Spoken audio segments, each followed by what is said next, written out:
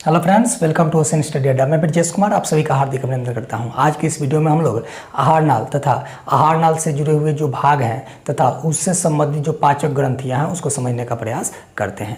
तो बिना देर के वीडियो को स्टार्ट करते हैं। वीडियो के अंत तक बने रहिएगा। आप जो है बहुत ही सरल भाषा में आहार नाल को समझने वाले हैं। तो आइए वीडियो को शुरू करते हैं। सबसे पहले जान लेते हैं कि आहार नाल क्या होता है। तो आहार यानी भोजन जिस नली से होकर के गुजरता है, जिस नली में जाता है, उसको हम लोग आहार नाल के नाम से जानते हैं। मनुष्य के आहार नाल की जो लंबाई होती है वह 8 से 10 मीटर होती है और इसका जो है फैलाव होता है मुख गुहा से लेकर के मल द्वार तक होता है। आप एक ड्राइंग देख रहे होंगे, एक चित्र देख रहे होंगे।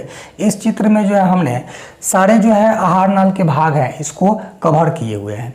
तो आप एक एक करके जो है आहार नाल के भाग को समझने का प्रयास करेंगे। सबसे पहला जो भाग होता है वह मुख गुहा होता है। आहार नाल का जो सबसे पहला भाग होता है वह मुख गुहा होता है, जो ऊपरी तथा निचली जबड़े के द्वारा घिरा होता है। ऊपरी तथा निचली जबड़े के द्वारा घिरा होता है और मुख गुहा के अंदर जीभ एवं दांत पाए जाते हैं। जीभ एवं दांत पाए जाते हैं। मुख के अंदर ही लार ग्रंथियां पाई जाती है जो भोजन को पचाने में सहायक होती है। इसमें 3 लार ग्रंथियां हैं। एक है पैरोटिड लार ग्रंथि, एक है सबलिंगुअल लार ग्रंथि और एक है सबमैंडिबुलर लार ग्रंथि। ये तीनों जो ग्रंथियां हैं, तीनों प्रकार की जो ग्रंथियां हैं, ये तीनों जो है लार का स्राव करती है जो भोजन को पचाने में सहायता करती है। तो ये जो है आप मुख गुहा समझ गए होंगे।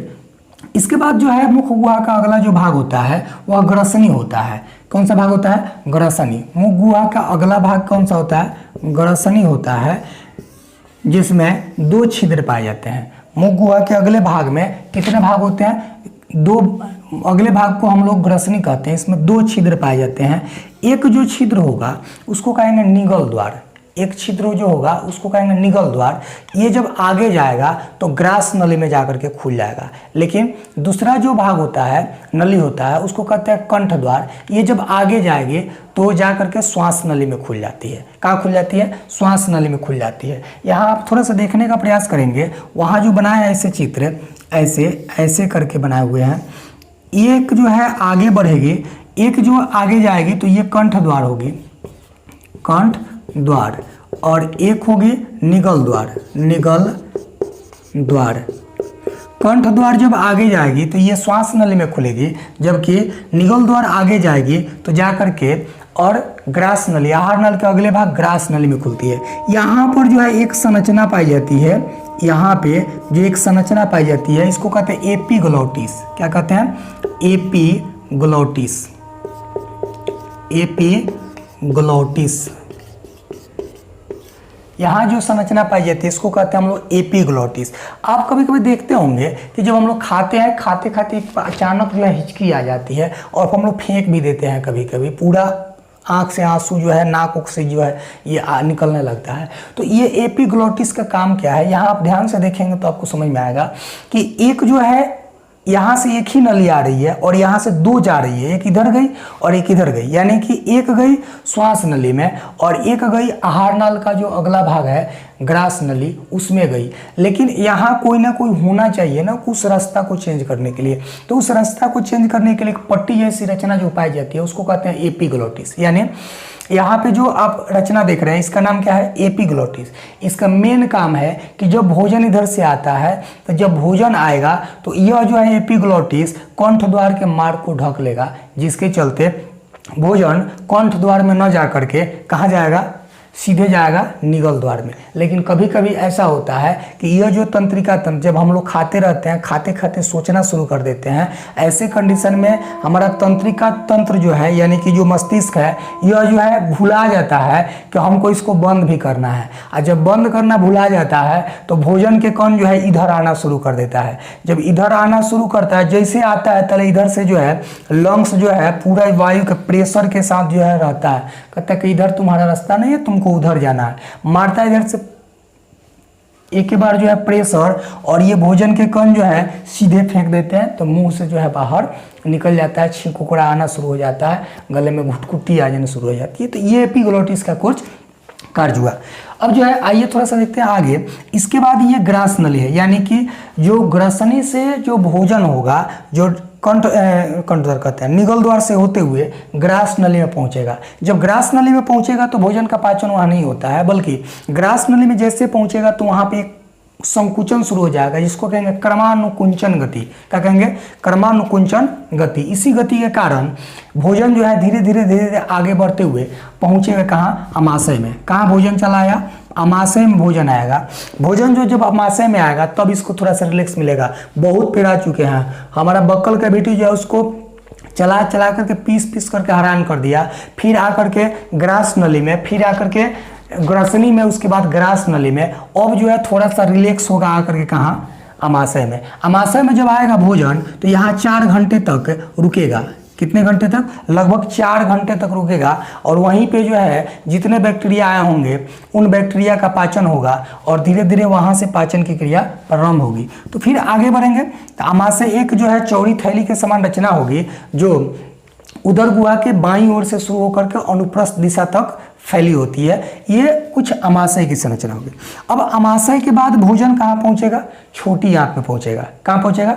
छोटी आंत में पहुंचेगा। छोटी आंत बहुत महत्वपूर्ण भाग है, यानी आहार नाल का जो सबसे लंबा भाग है वह छोटी आंत ही है, जो या जिसकी लंबाई जो है लगभग 6 मीटर होती है। कितनी होती है? 6 मीटर। और चौड़ाई 2.5 सेंटीमीटर होती है। लंबाई कितनी है छोटी आंत की? छोटी आंत की लंबाई 6 मीटर है, जबकि चौड़ाई 2.5 सेंटीमीटर होती है। 2.5 सेंटीमीटर होती है। यह जो है आहार नाल का सबसे महत्वपूर्ण भाग इसलिए हो जाता है क्योंकि जो भोजन का पूर्ण पाचन है वह छोटी आंत में ही होती है। इस आंत में 2 जो है संबद्ध पाचक ग्रंथियां आकर के मिलती है, जिसका नाम है यकृत और अग्न्याशय। यानी यकृत और अग्न्याशय दोनों ग्रंथियां आकर के छोटी आंत में मिलती है। अग्न्याशय के द्वारा अग्न्याशय रस आता है, जबकि यकृत के द्वारा जो है पित्त रस जो है आकर के छोटी आंत में गिरता है। अतः छोटी आंत में भोजन का पूर्ण पाचन हो जाता है। भोजन का पूर्ण पाचन। अब ये छोटी आंत का पूछ लेता है कि छोटी आंत के कितने भाग होते हैं? तो छोटी आंत के 3 भाग होते हैं। छोटी आंत के 3 भाग होते हैं। ग्रहणी, पहला जो भाग होता है ग्रहणी, दूसरा जो भाग होता है जेजुनम। जेजुनम, छोटी आंत का पहला भाग ग्रहणी, दूसरा भाग जेजुनम, और एक होता है इलियम। इलियम। आपसे क्वेश्चन पूछेगा कि जो अग्न्याशय ग्रंथि जो है, अग्न्याशय ग्रंथि अग्न्याशय रस लेकर के जाती है, और पीत वाहिनी यानी कि यकृत से जो निकलने वाली वाहिनी है जो पीत लेकर के जाती है, पीत वाहिनी, वह छोटी आंत के किस भाग में खुलती है? तो वह ग्रसनी में ही खुलती है। कहाँ खुलती है? ग्रसनी कहते हैं। ग्रहणी में खुलती है। कहाँ खुलती है? ग्रहणी में खुलती है। यानी छोटी आंत का जो पहला भाग है उस भाग में जाकर के ये खुलेगी और भोजन को पूर्णतः पाचन करेगी। ये हुई कुछ छोटी आंत से संबंधित बातें। अब जो है बड़ी आंत में कुछ नहीं है, बस यहाँ जाकर के अस्थायी रूप से भोजन जो है संचित हो जाएगा। अब यहाँ समझते हैं थोड़ा सा कुछ ग्रंथि के बारे में। ये थोड़ा सा देख लेते हैं।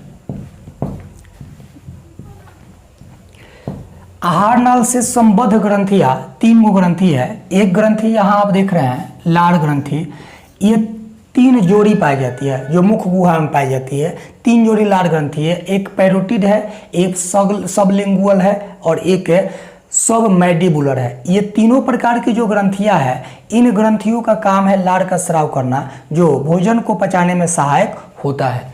तो ये आप याद रखेंगे लाड़ ग्रंथि। एक जो है सबसे बड़ी जो ग्रंथि होती है यकृत होती है, जिसको लीवर भी कहते हैं।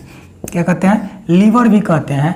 यह जो है शरीर की सबसे बड़ी ग्रंथि है। इस ग्रंथि के द्वारा पित्त रस का स्राव होता है। यानी यकृत की कोशिकाओं से किसका स्राव होता है? पित्त रस का स्राव होता है, जो पित्ताशय नामक थैली में जाकर के संचित रहता है, और पित्त वाहिनी के द्वारा वो जाकर के और छोटी आंत में गिरता है, जिसके कारण भोजन का पाचन होता है। इसमें से कभी कभी क्वेश्चन पूछ लेता है कि पित्त का क्या काम है? पित्त का क्या काम है? क्या काम करता है पित्त जब छोटी आंत में पहुंचता है? तो पित्त जो है अमाशय से जो भोजन आया, ग्रहणी में जो भोजन आया, उस भोजन की अम्लीय कायम की अम्लीयता को समाप्त करके उसको क्षारीय बना देता है, जिसके वजह से जब अग्न्याशय रस का एंजाइम जब इसमें आता है इस अग्न्याशय रस का एंजाइम जब इसमें आता है तो वह आसानी से क्रिया करके भोजन को पचा लेता है। तो आई होप आपको समझ में आ गया होगा कि पित्त जो है अमाशय से ग्रहणी में आए भोजन की अम्लीयता को समाप्त करेगा, जिसके कारण पित्त रस के जो एंजाइम होंगे वह आसानी से उस पर क्रिया करके और क्या करेंगे, उसको पाचित कर देंगे। अब थोड़ा सा देखते हैं कि ये अग्न्याशय क्या होगा। अग्न्याशय क्या है? तो ग्रहणी और जो अमाशय और ग्रहणी के बीच या अमाशय और डिओडेनम के बीच जो पीले रंग की ग्रंथि जो पाई जाएगी उसको हम लोग अग्न्याशय ग्रंथि के नाम से जानते हैं।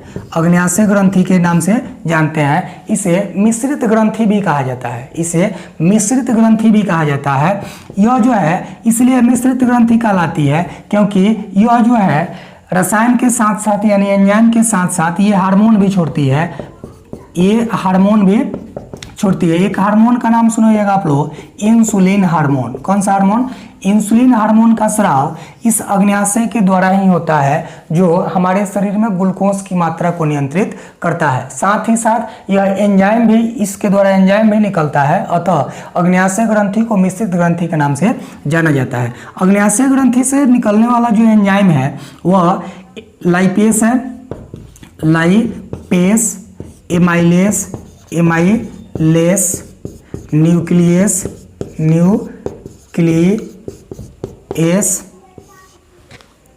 एवं लाइपेस, एमाइलेस, न्यूक्लियस एवं ट्रिप्सिन। ये मुख्यतः 4 एंजाइम है जो अग्न्याशय ग्रंथि के द्वारा निकलते हैं और जा करके और छोटी आंत में जब गिरते हैं तो भोजन का पूर्णतः पाचन होता है। तो ये रही कुछ बातें। एक यहाँ पे आप देख सकते हैं, ये जो है ये पित्त की थैली है।